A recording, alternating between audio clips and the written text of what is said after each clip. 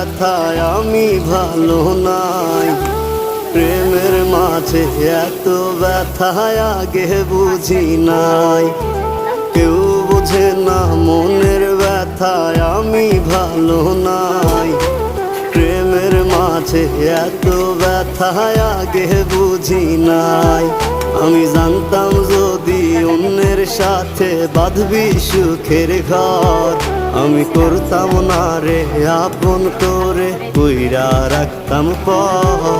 আমি জানতাম যদি অন্যের সাথে বাঁধবি সুখের ঘর, আমি করতাম না রে আপন করে কইরা রাখতাম পর।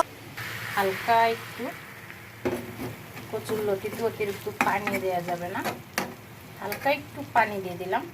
এটা দিয়েই একদম মাখা মাখা করে নামিয়ে নেব। এটাই সিদ্ধ হয়ে যাবে। এখন আমি একটা ঢাকনা দিয়ে ঢেকে দেবো। 5 থেকে 7 মিনিট রান্না করে নামিয়ে নেব।